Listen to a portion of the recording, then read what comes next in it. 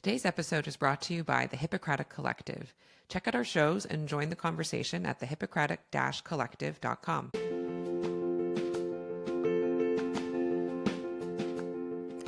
Hello, I'm Joan. I'm a Canadian family physician who also works as a restorative medical educator, facilitator, and coach. I create spaces that rehumanize the work of healthcare. I'm creating this podcast to remind myself, as well as anyone else working in a helping profession, that when you are working and caring for your human patients, you are the other human in the room. Hello there, healthcare humans. Thank you so much for coming back for another episode of The Other Human in the Room. I am talking to a legend, I would say, certainly local legend in that we both reside in the same town, but also amongst my peers in family medicine and in medicine in Ontario for sure. I'm so thrilled that you took the time to come and talk to us. So John, Dr. Crosby, how would you like to be addressed, and how would you like to introduce yourself to the podcast listeners? Hi, everybody. Just call me John.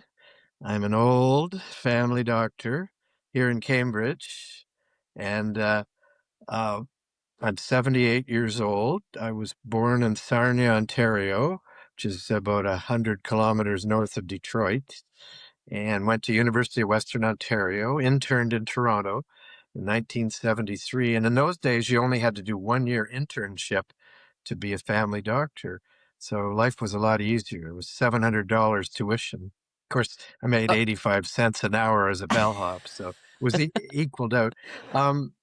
I came back to Cambridge as a family doctor 52 years ago, and I hated it.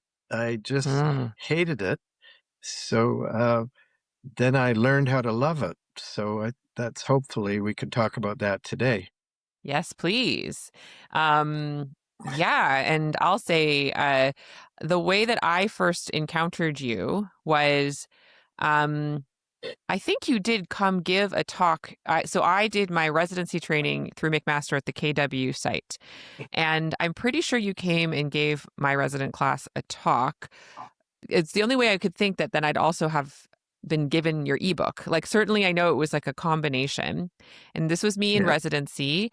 And I remember reading your ebook, which is about so many things, but like basically how to enjoy medicine and a lot of time efficiency tips and work efficiency tips.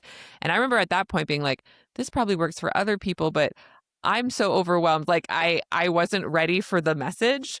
And it took me like another almost 10 years really. But when I started, especially the whole like finish everything that you want to do with that patient in the room with that patient before moving on to the next and like do the work now. It's been absolutely like life-changing. So thank you for spreading your message.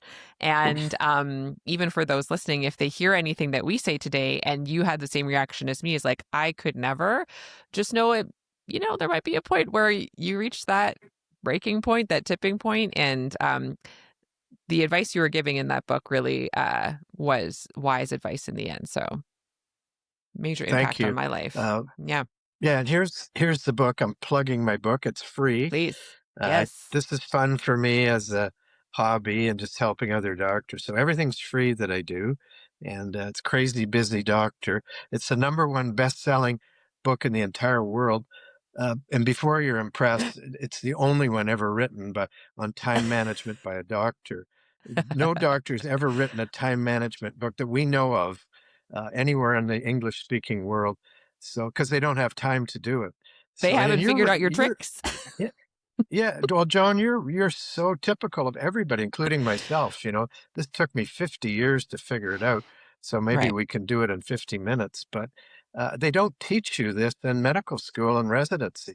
They teach you to be a bad time manager, and that's a good thing. They teach you to spend an hour with each patient, so you don't miss anything or kill them. So, but then all of a sudden you come out and you got a huge debt. You want to buy a house that costs $1 million for a dog house, and you have to buy a car.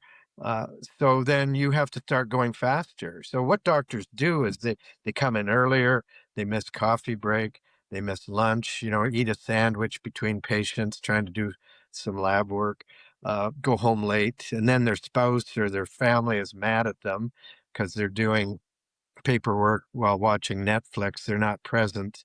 It's lose, lose, lose for everybody because no one has ever taught them time management as a doctor. So I just learned this on my own. When I hated family medicine 50 years ago, I was lucky. I went into emergency medicine. You could just do it laterally. You didn't have to have any training. And I loved it. I did emergency medicine for 20 years, loved it. It just fit my personality. You know, I had ADHD, so I could go see 20 patients at once.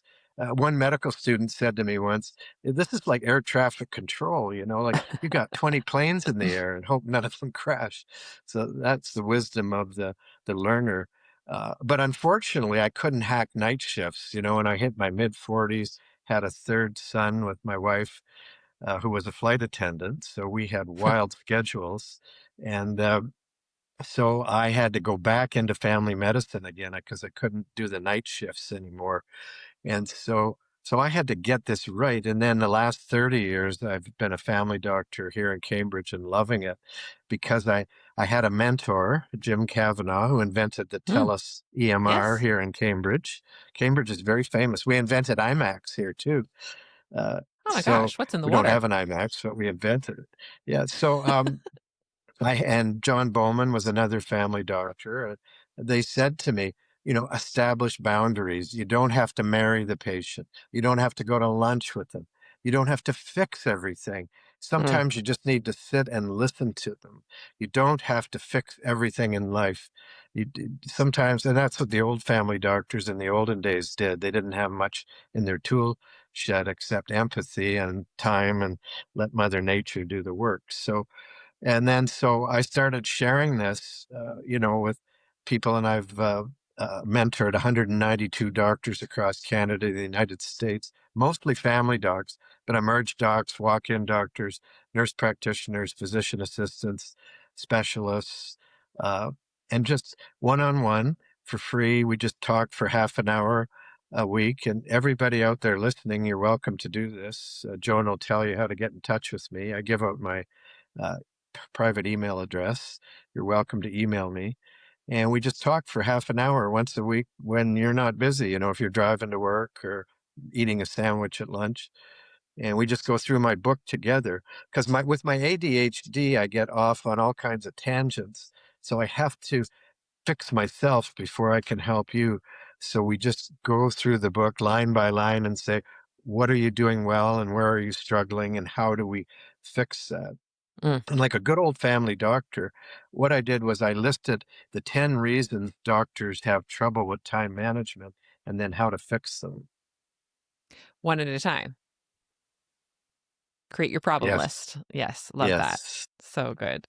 Um, so yeah, I'd love to hear more about I think it helps to know what to do. So you started to get some good advice about boundary setting and sort of avoiding the fixing everything mentality.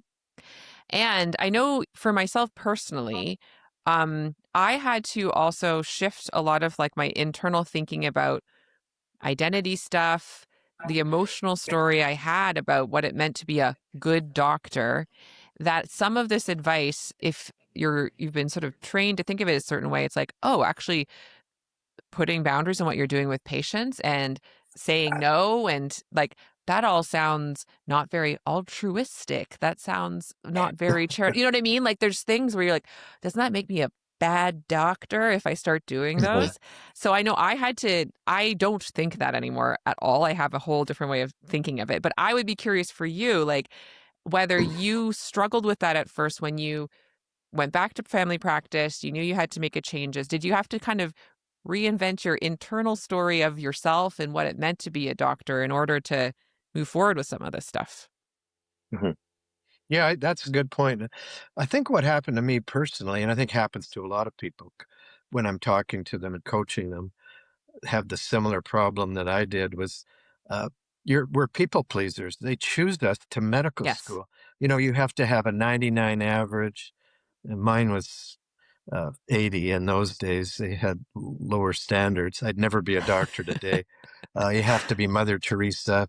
You have to be ready to go to the Antarctic, like, and that's who they pick. And Yeah. that's wonderful. And we're great people and we help people.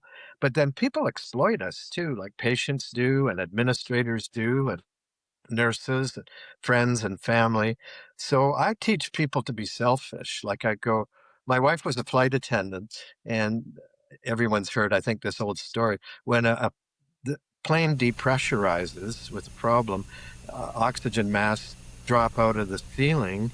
And if you're there with your kids or somebody infirm, you put the oxygen mask on you first and then the kids second, because if you get hypoxic, you're going to lose your brain and, like you're like drunk or you pass out or, low oxygen. So you're no help to anybody.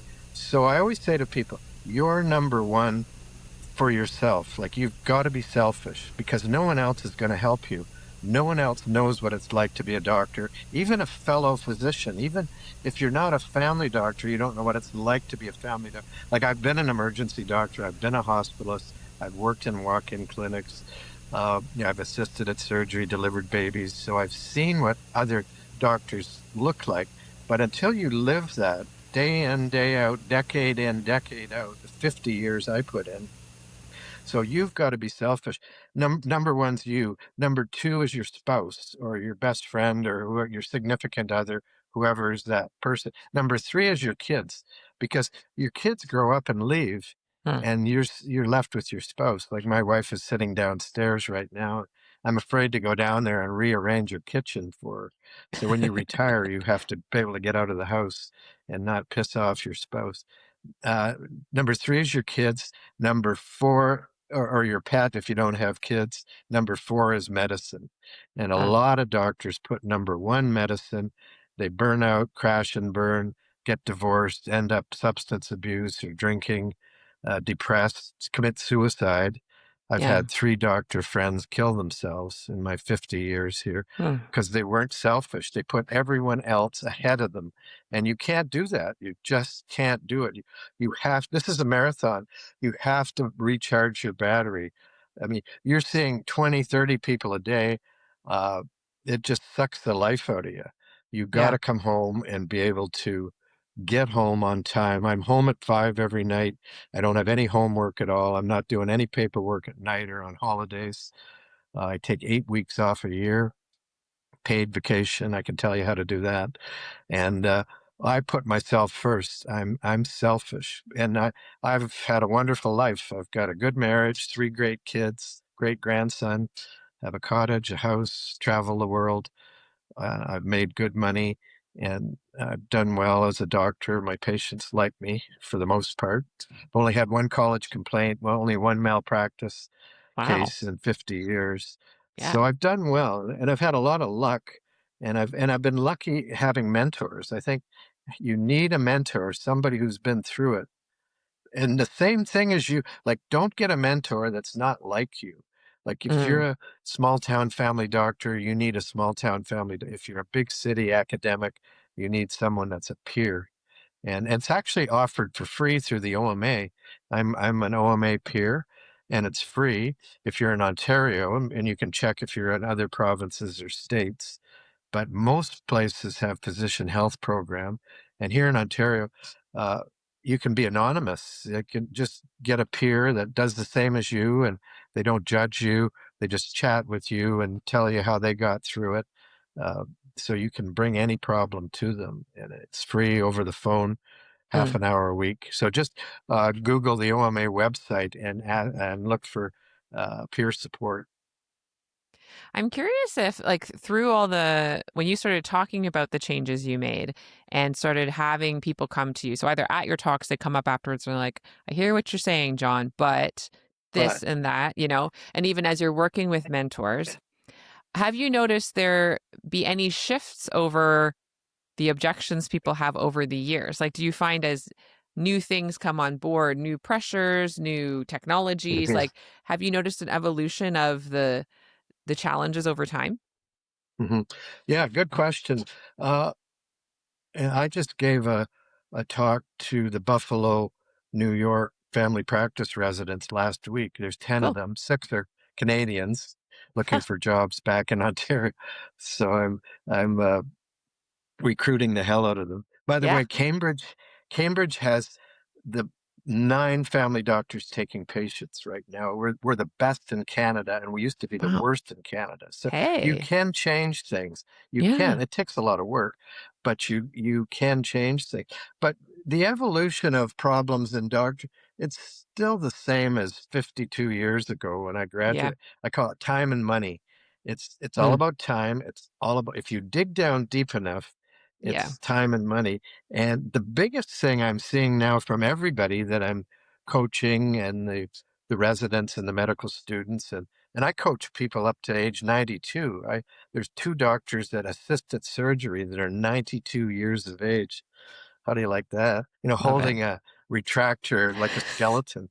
So from age 20 to age 92, and the biggest problem they're all seeing in the U.S. and Canada, and I think worldwide too, is complexity of the patient paperwork. So Yeah. paperwork. I say paperwork, but that's computer work, labs, imaging, consult notes, forms, all that stuff that everybody hates. I'm the only one in the world that loves it, and because I have a system for it. But and just everyone coming in to see you now is either older and Mhm. has 5 problems, chronic, difficult problems, or they're young and they've Googled everything. So they want a quick answer to it, or Yeah. they want to talk about it. Where in the olden days, they did, we didn't have Google and we didn't have people pushing back as much. That's relatable. I feel like I'm always curious. I the time and money thing, like we are still the same and we have the same limitations and strengths just as humans. And so adapting to what the environment's offering us now takes some work, but like you say, underneath the same core principles can apply. It might look different, hey, but like certainly it's still the same core principles. So I have to circle back to asking you, how do you learn to love paperwork? I love it. Uh, But here it is. I got it. Um, Yes. I'm the only doctor in the history of the world that loves paperwork. Out Mhm. of since Hippocrates was chipping things on tablets. Uh, so I have a system that I learned, and I learned a lot from my secretary. You learn a lot Mm, from your staff. Like listen to them, let them tell you how to do stuff. mm, Because once again, no one teaches you this. The professors don't teach you because they got you to type their chart. They got you to look at the labs. They've got you to do all the scut work for them. So all of a sudden you come out and it's just you alone and you're starting to do it at night and weekends. I coached a gynecologist who took all her paperwork down to Florida, and she had suntan yeah. lotion and sand on her chart. Just great way to ruin your vacation. Like Yeah. the definition of a good vacation is you don't know what day it is. Throw away your damn iPhone and your computer. Like these people that check lab work and stuff when they're on vacation or weekends or holidays, like quick Mhm. way to burnout. Like the reason I'm here happy, at age 78 is I never took my work home with me. I I worked hard when I was on, and I was off when I was off, never ever checking charts, never talking to patients, never ever letting the job get to me. I think about the odd bad patient, but it was, 99% just having fun with my family and friends and uh so how to love paperwork. So number 1, you have to make an appointment with yourself to do it. Everyone Mm, hates it, so they procrastinate until it falls over and kills you in your in basket or your virtual in basket. So now it used to be paper, but now this is virtual. So, and you don't want to do it and you push it off and it gets to the end of the day and you just want to go home. So I always start, and it's in my iPhone, it's right there in my calendar. It says, 8 till 9 a.m., Monday to Friday, paperwork at the office. Now, if you're young and you have kids, you're not going to be able to do that. You're dropping your kids off at school and stuff. So this is great if you're middle-aged or older and you've got your mornings. So So yeah, so I'll get up at 6 in the morning automatically, no alarm clock because I go to bed at 10 at night. So I get a good 8 hours, uh, nice solid sleep. And I wake up and, brush my teeth and comb my three hairs. So I don't have to waste time on hair dryer. Uh, and I uh, go to chug down an instant breakfast and a decaf coffee and drive to the Y and go for swim lengths at the Y, which exists between Joan and I on Hespeler Road here. There's a Yes. nice Y there. I don't have to dry my hair afterwards and go to the office from 8 till 9. And the biggest mistake doctors make is they're distracted when they do their paperwork. They're Yes. yakking away to their buddies and friends and how was your weekend and looking at TikTok and looking at your podcast and doing everything but their paperwork because they hate it. So I go in there, and if you have little kids, you can go in, you can lock yourself away from 12 till 1 at lunchtime and lock the door and say to our staff, only call me if there's a fire. If someone calls with chest pain down their left arm, send them to emerge. You don't need to talk to me about that. Everyone else can wait till 1 o'clock. As an old emergency doctor, nothing, if you have a true emergency, go to emerge. Everything else can wait until I'm back in my office at 1 o'clock. There's nothing that needs to talk to me except my wife telling me to bring home milk or something, or a specialist. So, so I have that sacred hour between 8 and 9, Monday to Friday, and I get all my work done then because I'm not distracted. My secretary doesn't roll in till 9. I'm not on call till 9. There's someone else taking my call from the night before. No patients, no nurses, no secretary, no distractions, no looking at TikTok or the news or Trump or anything that's happening. I am just pure 1 hour of just ram through those labs, ram through that imaging, ram through the consult notes. I just read the conclusions of all of them. It's Yes. great when you're old. You can tell the truth. I don't have to pretend I read an entire consult note. I'll go back Oh, if I have to. you But do a here's the skim. truth. It's fine. The only people that tell the truth, Joan, are little kids and old people, because people your age are still trying to impress the world. So Sure. I can tell you the truth. I just I just whipped through those labs. And even when I got older, in my last few years during COVID, I had a nurse practitioner and I got her to do all my paperwork for me. So delegate. Hmm. The biggest thing with time management is to delegate. Like, stop doing it yourself. You should only do MD stuff. You Mm. shouldn't be doing.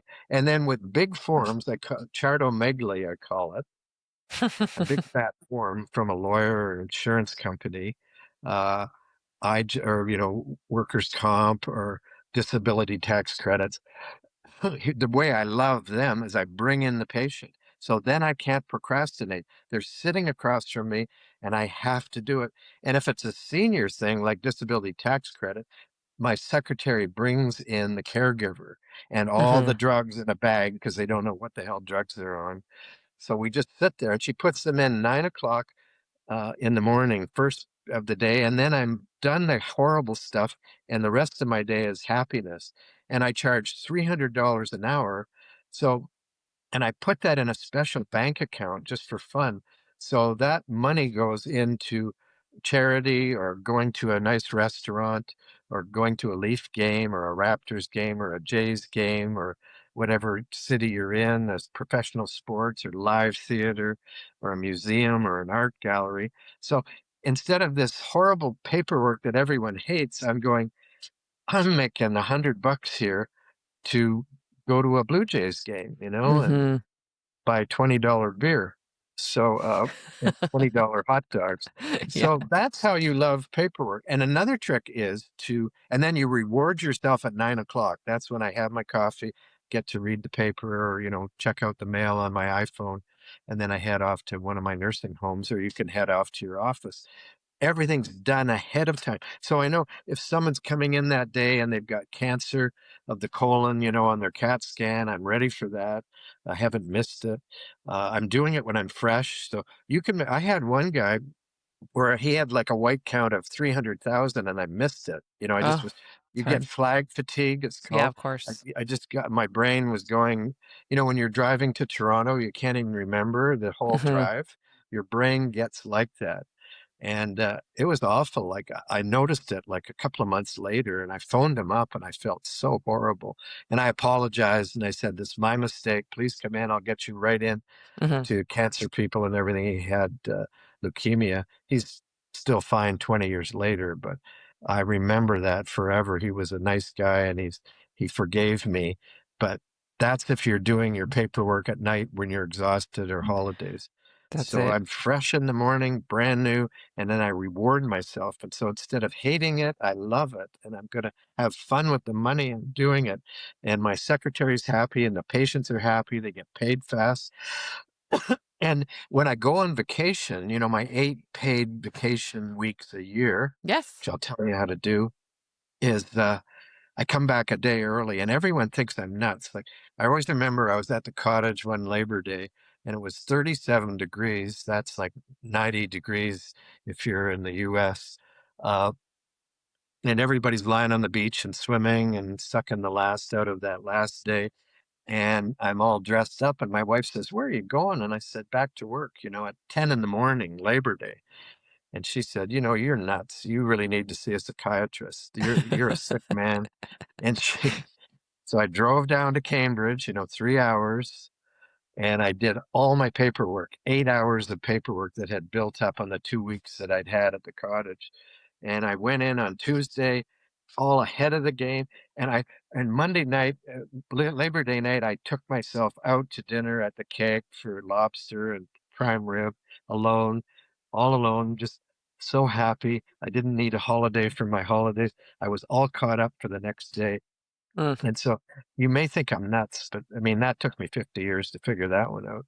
So that really is how you learn to love paperwork. mm. I hear, I mean, there's so many different ways to like takeaways from what you shared of the process you've developed. I think one thing is especially the idea of just like recognizing that paperwork is part of the job and therefore literally needs its own separate time and attention because it feels like you're supposed to only be seeing patients. And we didn't just invent this ourselves. It's the message we pass to each other. It's the way that we're paid. It's the message that we hear from the government of like, why aren't family doctors seeing more people? And they're not like counting all of the additional ways that we care for patients that aren't like looking at them with our eyeballs. So all of that, just say it makes sense why we get here. But like you say, we need an appointment to do the task because the task actually takes time and energy. And so you wouldn't be like, oh, I'm so ashamed that I haven't found a way to clean my house if you like literally never take any time to clean your house. Like, how will the house magically get clean? Like, either you take the time to do it or you don't, Or you get a cleaning lady or or you cleaning delegate to someone person, sorry. else. Yes, and Absolutely. that's another trick that I talk to all doctors that I coach, especially women doctors. I have like 70% women doctors, 30% men doctors reach out to me, and Hmm. I think that's partially because women ask for help more than men, Mm, and they're smart. They fix the problem. It's men just brood about it, and they also have more stress than men. Because yeah. if the house is dirty, you go, "She's a lousy housekeeper." They never go, "He is." Yeah. So, and women have more caregiving with the kids and their parents and stuff, especially ethnic women as well. So, uh, I see a lot more stress in women. So, I always tell them, you're only as good as your support systems. You can't do it all as a doctor. And one of the surgeons here in Cambridge, who's female, so that kind of narrows it down. She said to me once, she said, "John, women doctors need a wife." But she said, "I can say Mm, that. You can't say that. You're a male." So, but we have her husband's an anesthetist. She's a general surgeon. And she said, "We have a nanny for our 3 kids. I come home at 6 at night, dinner's on the table, the laundry's done, the house is clean, the kids are well looked after. Me and my husband have a nice glass of white wine instead of the arsenic hour, where everybody's pulling their hair out trying to get dinner ready." yeah. So good for your marriage instead of bad for your marriage. But you have to get those support. And then and you go, Well, it's going to cost money. Well, so what? So you see an extra patient a week to pay for it because you have that energy now because you're not home, trying to whip supper up. So Mm, those are things that really help doctors, but no one tells you this stuff. Like all those old doctors that tell you how hard they worked, all my friends, uh, they had a wife at home. They never tell you that. They go, "Oh, it takes 3 doctors to replace old Dr. Jones here." Well, guess what? Old Dr. Jones had a wife at home doing all the yeah, work, looking after the kids. absolutely. So he could stay till 6, work from 6 in the morning till 6 at night and come home and get fed. He didn't have to make supper. So you got to really push back when people try to shame and blame you and stuff like that. Like they'll Yep. say, "Oh, young doctors are lazy." Well, guess what? Like we had it a lot easier than you guys did. Like we had no Dr. Google. We had no charting problems. We just wrote 3 words on a chart. Patients never questioned us ever. They Hmm. never even really, brilliant. I had Supreme Court justices and PhDs and cardiologists as my patients. None of them ever asked me anything. Now every patient every day has Googled stuff. So it's killing us. So you have to come up with new ways to cope with that. Absolutely. Yeah. And so it's not like now you're sunk, but like, so what's the new strategy that's going to help focus you back on the same principles that are always true, which is like tasks take time. Yeah. Pay yourself first, invest in yourself so that you can help other people. Like all the same principles are the same, but some of the work is different. One thing I've noticed, speaking of like the transition to electronic medical records and something that I have encountered certainly in people across careers, but certainly in like the learners, especially I can always tell if I'm doing a talk on, creating space in your life or time management stuff, and they've just had their CMPA workshop, like their medical legal workshop. For those that are not Canadian, that's just the organization that like supports us if someone sues us, that we pay money to. And so the fear of like I have to have really detailed, really good notes. Otherwise, I'm going to get sued or I'm going to lose the lawsuit if I do when I do get sued. Like there's a lot of fear of lawsuits or patient complaints that leads to like excessive, in my opinion, amounts of time charting.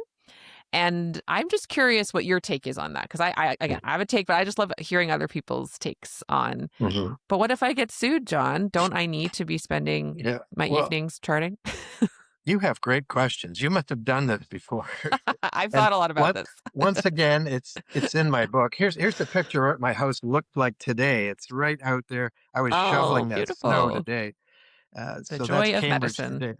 Yeah. And so I have a whole chapter here on malpractice, and Mm, I've been a expert witness for the Canadian Medical Protective Association that looks after doctors wonderfully for over 50 cases. So I've done a huge amount right across Canada and family doctors, emerge docs, walk-in doctors, orthopedic surgeons. And first of all, anyone can get sued for anything at any time. I mean, I can sue yep. you right now, you know. Yeah. I mean, I can sue anybody in Canada, in Ontario that I want. Uh, so that's and you're gonna get sued once or twice in your life, and they will name everybody in a suit. So Mm, anyone that's ever touched a patient, the lawyer sues everybody, and then they let you off as they mm.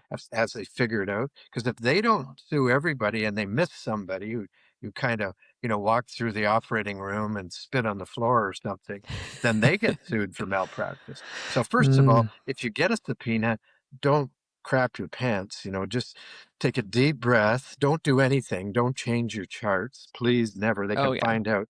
They can find out if you change a computer chart. There's forensic people. So the just take a deep breath. 99% of these go away and call the CMPA. Don't talk to anybody. Don't talk to the patient. Don't talk to friends, family, anybody. I got sued once as an emergency doctor. a lady came in, this was 40 years ago, and had scratched her cornea with a mascara brush and ended up getting a corneal ulcer, Pseudomonas ulcer. So she had to have a corneal transplant. Mm, And I'd seen her in Emerge, and I recognized it and phoned the ophthalmologist, and he told me what to do, and saw her the next day, and she sued everybody, me, him, everything. mm, It was horrible. It's just makes you feel like you're just kicked in the stomach. It's the worst thing ever. I mm. remember running up to the medical records to get the chart. I used to do charting like a happy face with 3 stitches in it. So Right. now I'm a really good charter, so I can teach you how to do that. So it all goes on the chart. My joke always is you can cut off the wrong leg, but if you chart properly, you're not going to get in trouble with the college or the CMPA. And you don't have to go crazy with charting. It's a very fair system. It's usually a judge. It's rarely a jury. It's usually a judge. And these cases take like 10 years to go through. It's unbelievable how slow they are. But they don't expect the chart to, read like War and Peace or Like a the transcript of what Manhattan happened, right? telephone directory or Yeah. something like that. Sorry, your younger doctors won't even know what the hell a telephone directory is. But they were like 6 inches thick for phone numbers in Manhattan. So all they care about is SOAP method. So subjective, objective, assessment, a good differential diagnosis, and plan. Follow up for every single thing. If you have a hangnail or, a paper cut, still, it just goes boom. And I use templates, and now AI Scribe is wonderful. Hmm. AI Scribe is fabulous. And you just put in there, even if the kid comes in with a cold, so you go, I think it's a viral URI, uh, rule out strep throat. Plan is go to ER or call me 24/7 if no better. Because if that kid is the one in a million that goes on to epiglottitis or meningitis and they sue you, you can say to the judge, I did everything here. I did a good history, a good physical, a good assessment. I was thinking of all these bad things, and they were to go to the ER or call me, and they didn't. So, and you walk scot free. You don't have to write 10 pages a chart. And same with the college. I flunked 2 college peer reviews. So, Mm. and then I aced the last one. So I'm kind of like a reformed bad person here because like I've You done live to tell the everything tale. wrong. Yeah. I've done everything wrong and then I've learned how to fix it. So I'm Hmm. not some guy on high trying to tell you to do an impossible thing. Like I've made all the mistakes you've made and learned how to fix it and how to cover my rear end. Uh, and if you're not sure about anything I call it the superpower of family practice is you can always bring the patient back.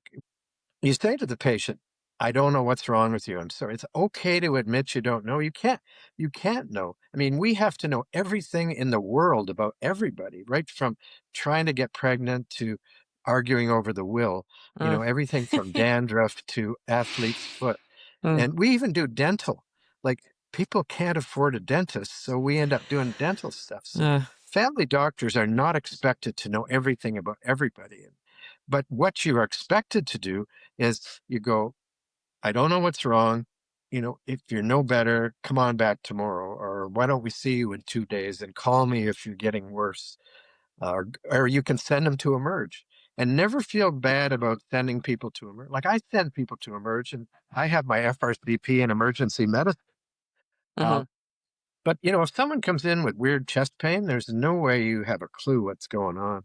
And even us in Emerge, we don't have a clue half the time. You can have normal ECG, normal chest X-ray, normal troponins, and still have a heart attack. Or send them to a specialist. You get somebody in with fatigue, and all their lab work's normal, everything's normal. You do a full physical. You go, I don't know why you have fatigue. I'm going to send you to an internist so I don't miss anything. And then they're happy with you because they don't think you're just blowing them off. Because most of them are probably depressed Mm. or, have too many jobs or, For sure. but they get angry at you. It's like he's missing something. So I'll go, everything's normal. So I'm going to send you to a specialist. And the specialist will say, everything's normal. So then the patient's happy. You know, that answer had so many like layers to it. And I think the things I want to highlight is like first of all, like normalize that lawsuits can happen. They could happen to anyone for any reason. And normalize that they will feel stressful if they do. But I think sometimes then we think we can, if we are good enough at our job, then we can avoid a thing that's actually not in our control at all. Which, like you said, like anyone could sue for any reason. You could have done literally everything completely classic and by the book. And if the person, for whatever reason, chooses to. So, almost it's sort of like letting go of control of something that's out of your control. Very helpful. And then even I liked the focused answer you gave about charting because I think what I see people do is literally like try and document everything that anyone said in the encounter, any pertinent positive, negative, et cetera, like versus like focusing on some core practical elements that probably you were going to chart anyway. Like you were going to chart what you think is going on and also some Mhm. of your thought process, the things you're going to rule out. Like you were going to think that in your head. So writing that down makes sense. And giving good advice to a patient about what to look out for, what to come back for. Like those are core elements that make sense to do anyway. But it's not like then that turns it into War and Peace. Those can be, like you say, templates or a few key sentences. I think Mhm. people then interpret it as I literally have to sort of write verbatim what I said or have like a big disclaimer and that sort of thing. When really there's some core You things know, that are just handy to have anyway, and they won't prevent you from getting sued because you could get sued anyway. So it's like do your best and then keep putting your oxygen mask on first. Right? well, Joan, a good point too. Thanks for reminding me. Is uh, the nice thing about the CMPA is they're so wonderful. I mean, they have fabulous lawyers, and they have a doctor support you too, because they know Yeah. how hard this is on us. So they Mm, actually have a peer phone you up as soon as the lawyers phoned you up and said, and they'll support you psychologically because everyone feels horrible about it. I mean, we are mhm, trained to be perfect, and mm, nobody's perfect in the world. I mean, we're human beings, we're just animals. We yeah. get cranky and tired and hungry, and we, but another tip too to avoid malpractice is don't work when you're sick. If you're sick and you feel lousy, because that's not an Oh. excuse. You can't say to the judge, geez, I had the flu and sorry about your mom. But it's like a pilot saying, me and the co-pilot have both got the flu up here, so we're going to ditch in the ocean. Like you don't, the pilots No, no, no. book off if they're Good sick. point.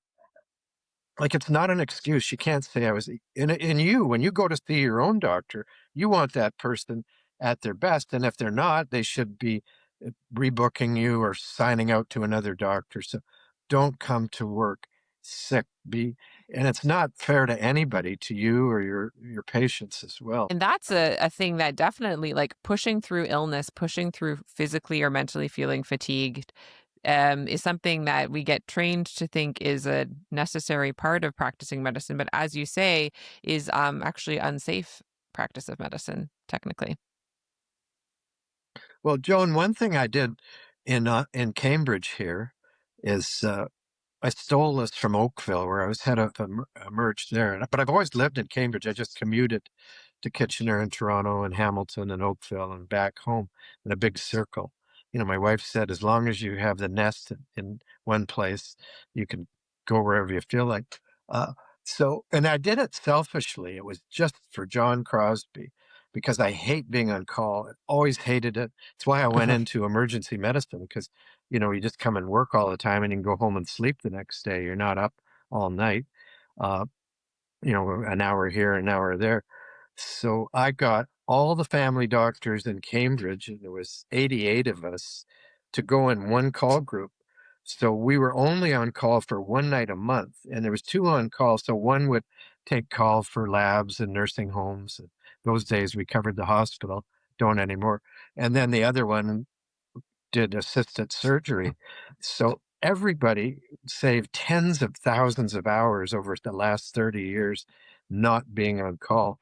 Mhm, And I did it for me because I hated doing it, but I had a nice spin-off for the other doctors, and it was great for the patients because you had a wide awake doctor talking to the nurse at 3 in the morning, not somebody crabby wanting to get back to sleep.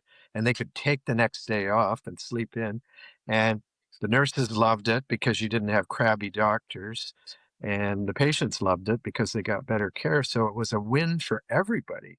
Mm. So that's where doctors help other doctors. But it took me 2 years to make that happen.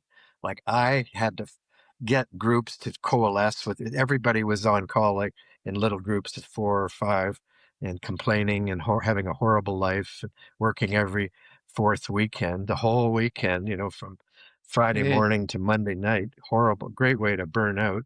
Yeah. And so to get those groups to coalesce and say it worked in Oakville, it can work here, and holding their hands and pushing and getting the thought leaders in town to buy into it, because everyone thought, oh, we're going to have 100 phone calls the first night, Yeah. and it doesn't happen. Like people actually, when you're working MERD, you only have like 40 people after midnight. Everyone's home asleep, behaving themselves.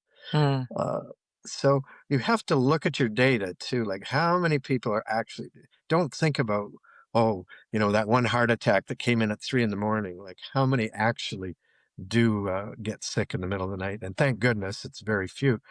But if you're on call all the time, there's another reason for burnout. Absolutely. Yeah. I love and that idea of how you were able to bring people together to agree. That's not so easy, just with It groups was of people in hard. general, especially Well, physicians. they always, the joke is doctors, they're like herding cats. I always say Yep. 10 doctors have 11 opinions. And that's why we don't Yes. do well in life. Like my 3 kids are teachers, and they make good money. They have 3 months off a year. They have gold plated benefits. They have pensions, Freedom 55, Mm. because they all work together. They don't have 500,000 Ontario teachers with 501,000 opinions. They do what their union tells them to do, and they strike until they get Hmm. what they want. And that's why because teachers in the olden days used to get paid crap because they just got exploited like we did. Now we can't go on strike. Yeah. So all we can do is help each other. Yeah. Help each other with call, help each other with tips. Like, and that's nice what you're doing is you're helping doctors. You're bringing back the doctor's lounge where you used to sit around and have a coffee and do your mail and share tips with each other. How do you Yes. handle this patient? How do you handle a patient that has 10 problems when they walk in the room? Like, how do you handle the multi-problem patient without pissing the patient off and Mm. getting a rate MD saying that you're, rushing them through? Mm. So, do you want to talk about that? Sure. Why don't we we'll talk about that, and then we've actually been talking for almost an hour, so then it'll be time to wrap up. But I think that's a great one. I'd love to Wow. hear what your approach is in that Okay, case. so the patient with the list is has been the bane of every doctor's life since medicine began Yep. thousands of years ago. And it's terrible, at least in Ontario and most of Canada, I think for Americans too. Uh, but because we're the only people in the world that get paid for one thing, even though we're looking after 5 or 10. I once Mm. had a lady with 15 problems typed Oof. out, brought them in. How'd you like that? Now, your lawyer would love that because they would charge you 15 times, and your accountant would, and your Yeah. auto mechanic. Like, you don't go in and say, fix the brakes, and then can you throw in the radiator and the transmission for free?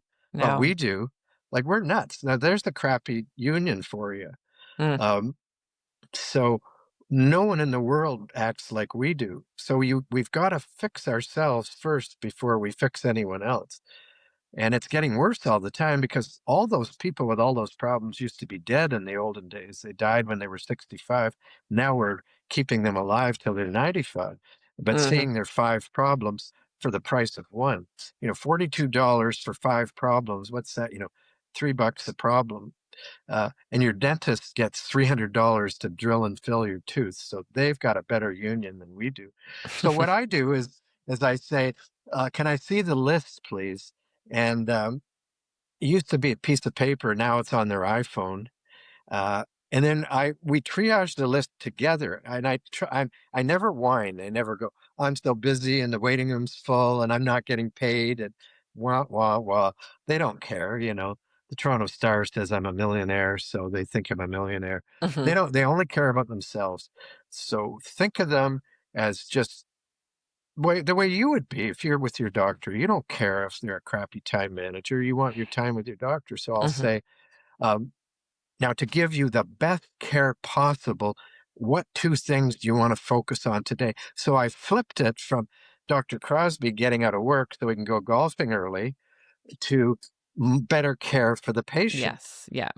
It's all about them, and I'm being honest too. I'm not lying here. I'm just reframing things, and I quickly scan it. So it could be a syndrome. It could be the third one could be chest pain down my left arm, and that's easy to time manage because you just But stand up and walk them out yeah. to your secretary and call 911. Right? Chew Hmm. a couple of aspirin.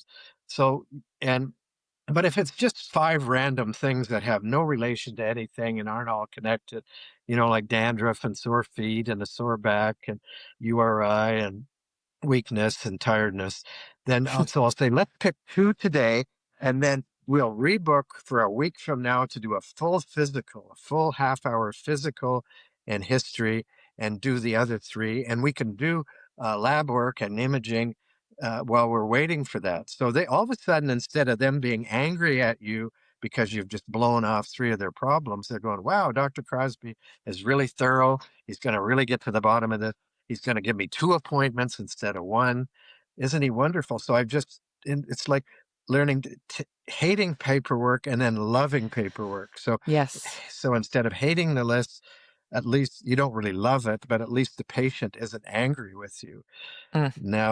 Now in the United States, and the Buffalo residents said to me, it doesn't work here, Dr. Crosby, because there's a copay. It works in Canada, but it's free. Mm. But if they have to pay each time, that's a tough one, and I don't know the answer to that, so if your audience can help me, I'm still working on that one. And then we also get pushed back is if they had to get babysitters or they had to get a bus to see you or they're poor and they can't afford the travel, that's when it's tough with trying to bring them back for 2 or 3 appointments, so Hmm. those are really hard, and sometimes I just kinda try to cover them all if it's a hard luck case. But most people can get out to see their dentist and their hairdresser and everything else. I remember doing a house call on this old banker, and he was in his 90s, and I used to do house calls on him. And one day I got there early, and he came driving in behind me, and he'd been out shopping. And I went, "What's wrong with this picture? Like, this guy can go shopping, but then he needs Dr. Crosby to do a house call." So I said, I think you should come into the office from now on. But by the way, I recommend against doing house calls, like, do not do house calls. And people get mad at me when I say that, Hmm. and I'm a horrible person and a terrible doctor, but time management, can't do it. I can see 6 people an hour, 1 person in a house call. Yeah. And so sometimes life is about making trade-offs. I Yeah. just can't do it. If I wanna get home at 5 to be with my family and see all my patients and get everything done and be on time, I can't be everything for everybody, no matter what the hardship. Mm. Uh, I'm sorry, I just can't do it. And it doesn't pay Yeah. very well either. If you paid me $300 like a plumber, I'd be out there tomorrow. I think from that, especially the idea of a trade off, that's one that works really well for me. So, having like general rules that apply to most people and trying to stick to those and general guidelines so that for the exceptions, I have energy and I give myself like an exception budget, if you will. Like there can only be so many exceptions. So, like literally, I do some palliative and some house calls, but I have to know my limit, and when I'm referring out or if someone wants me to do house calls a bunch of times, I say, like, "My next available for house calls is 2 months from now," or you know what I mean? Like, it has to be budgeted out because there still is only one of me, and like we've been saying this whole time, like, no one's gonna protect you but yourself. So you can still be, quote, unquote, "generous" in certain cases, but knowing that there's a limit to that and that there is trade-offs, and also not, like, spending way more time than you need to with people that it actually is quite simple, again, then that gives you that lateral and that buffer and that space. So then if you have that special case where there's a reason that the list of 10, you're like, you know what? let's see how many of these 10 we can tackle. But like, you don't feel resentful because you're like, yeah, everyone else I was real quick with. And so let's do your 10. It can be more of a flow that way if you're practicing the principles as Mhm. like a habit the majority of the time. Yeah, I love that idea, budget. Can I steal it for Please, my next yes. book? Thank you. And and you know what happens? People guilt us out. They go guilty. Yeah. My mom will die if you don't do a house call on her. Really? Will she? You know, What am I doctor, if doing you take there? a You know what holiday. I mean? That's uh-oh, they probably she needs the Well, hospital. I remember I had this daughter and her mom come in one time and they said, Dr. Crosby, you know, you were away last week and my mom got really sick without you. And that's Uh-uh. guilting me out. And that's just laying in that. And I just, Nope. and I'm not good. I mean, I'm very passive aggressive and I'm not very confrontational. Like, I call my secretary rent a spine. Like, she protects me from these people. So when people call for a house call, she just says, Dr. Crosby doesn't do house calls for anybody ever. If the Pope called, he wouldn't Mhm. do a house call on the Pope or King Charles or President Trump or Mark Carney. Uh, so she's my rent a spine. So I don't even know she's blowing them off at the front desk. Mhm. And if they fire me, what's the worst that can happen? You know, I got 10,000 other people that want me to be their doctor. Right. So, and over 50 years, these are the barnacles that sink your ship. You know, they keep Yes. attaching and doctors end up quitting. They go, I'm going to go work in a walk-in, or I'm going to be a hospitalist. I'm going to do a Botox clinic. I'm going to do an Ozempic clinic. Mhm. Um, so this is where what really kills longitudinal, cradle to grave family practice. Because all these things keep people manipulating. Like the reason I quit the first time, people were manipulating me and guilting me out, and I just never got home on time, and everyone was Mm. mad at me. My wife was mad at me. My kids were mad at me. The patients were mad at me because I was trying to please everybody. You know, if you Yes. can't please everyone, you got to please yourself. There's a song about that. Did you know that? I I'll don't send you a link to it. please. I'm like, I You don't can't I've heard you can't please always get ev what you want, but Yeah, that's a good one too, by Mick Jagger. But so you have to stand up for yourself and say no, or get your yeah. secretary to say no. And like tricks with my wife saying no is like people will ask me to do a million different things. So now I've learned the hard way after 50 years is I'll just say, I got to check with my wife. So I never say yes to anything. So I'll go back Yes. and say, can we go to this thing or that? Or can I do this? Or can I give that speech?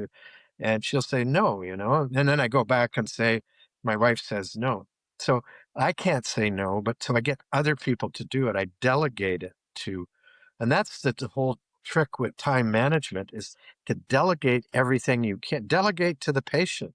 Get Yes. them to do stuff for you. Yep. Absolutely. Okay, John, obviously we could talk for another 5 hours probably and go through your whole book, but certainly I'll put the links to your books on the show notes of this podcast so folks can go and read the top 10 and read The Joy in Medicine and all of that good stuff. Um, yeah, so I guess the last question I usually ask is thinking about those that are listening in and maybe they've heard a tip that they're like, oh, you know what? I can see that that's probably something I need to work on, but they're feeling overwhelmed. They're feeling unsure. Maybe they're worried about people being mad at them, their people pleaser tendencies as well. What's some advice or words of encouragement you'd want to offer to them to at least start trying out some of these strategies? Yeah, you are good. And that's the number one thing for everybody in the world with our patients is how do you get change? Everyone knows they should stop smoking. They know they should exercise. We know all this. None of this stuff is rocket surgery in my book. It's all this plain, you know, my 11-year-old grandson could tell you all this stuff. It's how do you put it into practice? And so the people I coach, what I do with them is I'll say to them, pick one thing and really easy, like pick with change, pick one easy little thing and do it. And it's hard and tell your secretary and tell your spouse and your friends and family that you're going to do it. So you're going to get out and do it. You say, I'm going to uh, pick anything in my book. You know, I'm going to make an appointment with myself starting next Monday to do my paperwork from 8 till 9 in the morning or 12 till 1. and I'm not going to sit around and chat with people at the clinic. I'm going to go find a place, my car, an empty room, or one doctor also, she put headphones on that were fake. They didn't go anywhere, so no one would talk to her That's a good in the one. doctor's lounge. You know, a lot of these clinics have a pit where there's 5 or 6 or Yes. 10 doctors, and they're all sitting around chatting all the time instead of doing their paperwork. So you've Mm-hmm. got to get away from that group because it's like smokers. They want you to smoke along with them. They're bad paper handlers. So you've got to go find a private spot. It's easy for me because I'm a solo GP. I can just go and do it. But I think you're in a clinic, aren't you, Joan? Yes. Oh yeah. And at first I told everyone I was taking a course on charting because I actually like I took that charting champions course with Dr. Sarah Smith. I think you know her. Um Yep. and I told everyone I'm like I'm taking this course on charting, so I'm trying something new. So I'm going to go hide in a clinic room and please don't disturb me. So like I kind of used the course as like a reason. I was like, "Oh, I'm doing this course. I have to try this thing." And then I just like hid from everyone. And I honestly still I do a lot of hiding from people. No one's trying to find me anyway, but like when I'm like working, I try and like do it somewhere else. And then when I come back, then I can socialize and it's like meaningful instead of me going, "Uh-huh, what?" and like distracted socializing. No, like I'd rather just be connected when I'm connected. And the rest of the time I don't need to see them. So that's my And approach. that's dangerous. That's dangerous because you can miss that high white count and get sued and kill the guy. So Like this is let's not pay just attention. playing game. This Yeah. is not funny and fun or any. This is life and death. You could miss someone's colon cancer and lose your license, and they could lose their life. Like so, doing paperwork is really part of your job. It's just like focusing on everything else, and it's never Yeah. going to go away. You know, 100 years from now, there'll still be paperwork. You know, it'll be tattooed on the inside of your eyeballs, probably from a robot. And AI Scribe is really wonderful. I urge everyone to get that. Mhm. Um, but that'll save you 2 hours a day, but you're still always going to have this crap from and it's getting worse. And as family doctors, we get dumped on by everybody in the world. So it can make or break you. So these little things, so just pick one thing. So I'm Yep. going to do paperwork starting next Monday. I'm telling my secretary, I'm telling my spouse, I'm telling my friends and family, and that's it. And do not talk to me between 8 and 9, Monday to Friday. Yep. If you have chest pain, go to Emerge. If the clinic's on fire, that's the only time Yeah. you can come and knock on my door. And really, really nail. Don't joke with it. Like really nail them down because it's your staff that'll do it to you too. Your secretary. Yes. Oh, just one Dr. Chan. Just one Mhm. problem. Just one problem. Oh, can Yep. you take the phone? Mrs. Jones doesn't know whether you don't need Yep. to talk to Mrs. Jones. She either has an emergency, goes to Emerge, or she can wait till 9 o'clock. The, I urge anyone out there to tell me why you need to talk on the phone after hours to patients for any Oh, reason at all, I ever, do not ever. unless you No, no, won the no. lottery and they're going to give you $1 million. But doctors do, and they give out their private email address and text their patients. No. We never did that to them. How did we get all these people through the last 50 years without texting them? They didn't die because they couldn't talk to me at 9 o'clock at night. Like, ask yourself, you know, put on that Absolutely. oxygen mask. That say no to everybody and yes to yourself. Mhm. Mm. I love that. Well, with those parting words, thank you so much for all the time and wisdom you've given us today, John. I really appreciate it. All right. And for Love it. those listening, I hope you found a pearl or two that is going to get you through this week. Remember about that oxygen mask. Remember about that there's always trade offs. And so, what if the trade off actually was in your own direction and out of that fuller cup, then you have actually more authentic and pleasurable care to give to others? Let's focus on that, right? And we'll talk to you next week.